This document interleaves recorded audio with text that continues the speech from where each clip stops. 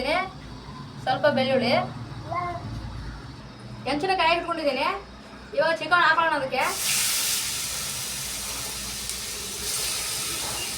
ಚೆನ್ನಾಗಿ ಮಿಕ್ಸ್ ಮಾಡ್ಕೊಳ್ಳೋಣ.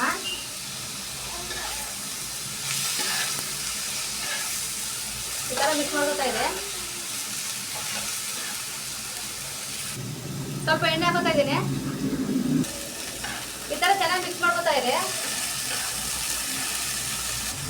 ಇವಾಗ ಈರುಳ್ಳಿ ಹಾಕೋತಾ ಇದ್ದೀನಿ. ಇದಕ್ಕೆ ಚೆನ್ನಾಗಿ ಮಿಕ್ಸ್ ಮಾಡ್ಕೊಳ್ಳಿ.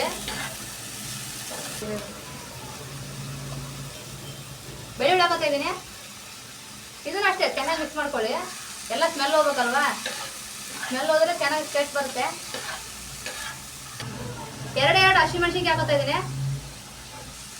ಟೊಮೆಟೊ ಹಾಕೋತಾ ಇದ್ದೀನಿ. ಇವಾಗ ಇದು ಚೆನ್ನಾಗಿ ಫ್ರೈ ಆಗ್ತಾ ಇದೆ.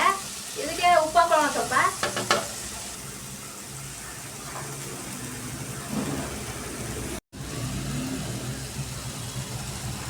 ಅರಿಶಿನ ಹಾಕೋತಾ ಇದ್ದೀನಿ.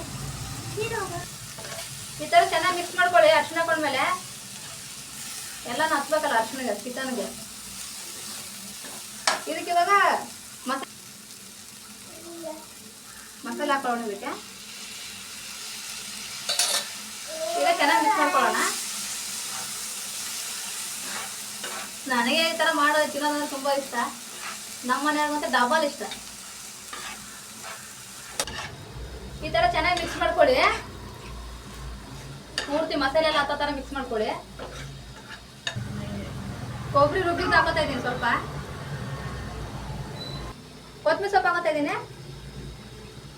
ಇವಾಗ ಚೆನ್ನಾಗಿ ಮಿಕ್ಸ್ ಮಾಡ್ಕೊಳ್ಳಿ. ಚಿಕನ್ ಫ್ರೈ ರೆಡಿ ಆಗಿದೆ ನೋಡಿ. ಸಿಂಪಲ್ ಆಗಿ ಮಾಡೋದು, ಏನು ಅಷ್ಟೊಂದು ರಿಸ್ಕ್ ಆಗಲ್ಲ. ನಿಮ್ಗೆ ಇಷ್ಟ ಆದರೆ ಮಾಡ್ಕೊಳ್ಳಿ.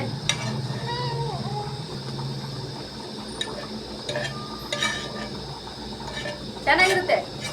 ಇದ್ರ ಜೊತೆ ಚಪಾತಿ ಏನೋ ರೈಸ್ ಅನ್ನೋ ತಿನ್ನೋಕ್ಕೆ.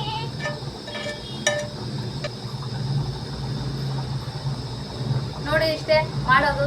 ಮಾಡ್ಕೊಳ್ಳಿ ಇಷ್ಟ ಆದರೆ ನೀವು ಕೂಡ.